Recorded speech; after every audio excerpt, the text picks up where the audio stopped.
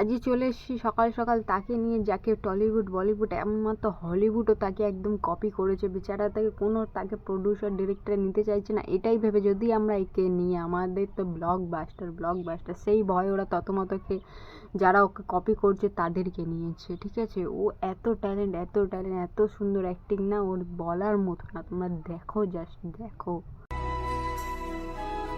এই যে তোমরা যে ছাল ছাড়ানো বুড়িটাকে দেখতে পাচ্ছ, এটা কোনো ছাল ছাড়ানোর বুড়ি নয়, এটা হলো গিয়ে আমাদের টিয়া।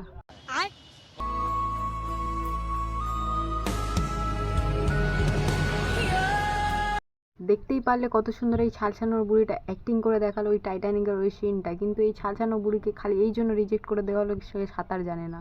কিন্তু যে ক্যাটি ওকে কপি করেছিল তাকে নেওয়া হলো এই জন্য খালি। কিন্তু ওর দুর্দান্ত অ্যাক্টিংটা একদম পুরো ফ্যান্টাস্টিক, মাইন্ড ব্লোয়িং, পুরো ফাটিয়ে দিয়েছে।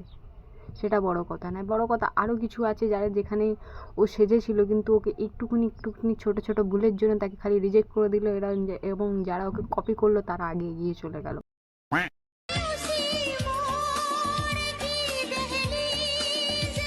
যে টিয়ার এই অ্যাক্টিংটা দেখলে মানে পুরো ফাটিয়ে ফাটা কেষ্ট করে দিচ্ছে। এত সুন্দর এত ইমোশনাল অ্যাক্টিংটা করলো যে আমার সত্যি কান্না পাচ্ছে। আমার এত কান্না পাচ্ছে মানে লুটিয়ে পুটিয়ে আমার মনে হচ্ছে নাকের জল চোখের জল একসাথে মিশামিশি হয়ে যাবে। মানে এত প্রথমত ইমোশনাল সিন দেখলে আমার কান্না পায় না। আমি অনেক মানে একটু আছি পাথর মানুষ, আমার অত সহজে কান্না পায় না। কিন্তু এই টিয়ার অ্যাক্টিংটা দেখে মানে বলিউড টলিউড পুরো কাঁপছে, এমনটাই হলিউডও কাঁপছে যে টিয়াকে কীভাবে নেওয়া যায়। ডাইরেক্টর প্রডিউসার মানে হাউ হাউ করছে যে এবার টিয়াকে নেওয়ার দরকার।